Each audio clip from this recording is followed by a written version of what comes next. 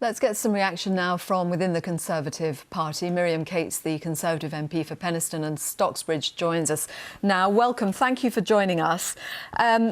You are one of the red wall Conservatives. From that perspective in particular, how do you respond to what you've heard today from the Prime Minister? Well, I think it's very exciting. It's very heartening. This is exactly the big vision that we want to see from the Prime Minister, the big vision that won us the election. It does seem a long time ago now.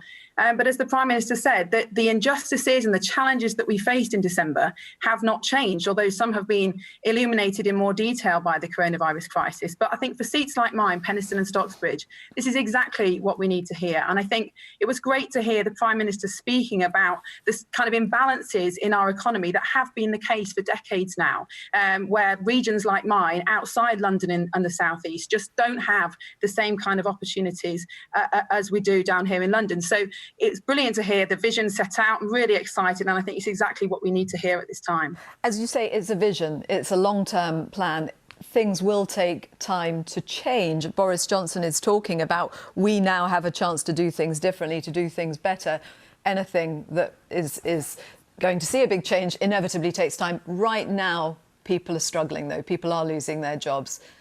So at your local level that you're talking about, how do you meet the needs of people at the same time?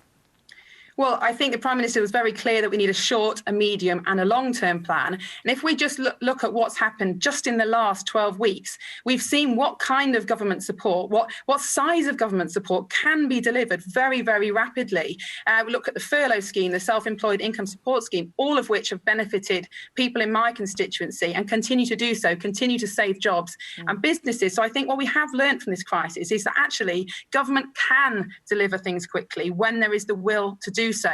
It was really interesting to hear the Prime Minister talk about not just showing the way, but clearing the way. And clearly we need to recognise that some things in this country take longer to deliver than they should and are more expensive to deliver than they should. I think he mentioned that the French built 3 times as many houses as we did in 2018, and we need to ask why that is. So it isn't just about having a plan, you're right, it's looking at how we can deliver better. But I think we have learned some very important lessons over the last 12 weeks about how we can deliver quicker. And as you say, the government did deliver very quickly there, spent an absolute fortune on making sure that people had the state's arms around them in the short term. But that level of expenditure is not something, obviously, that can keep being done. And when you look at what has been announced today, Laura Kuenssberg pointed out in the news conference when she asked the Prime Minister a question, the spending actually amounts to less than £100 per person.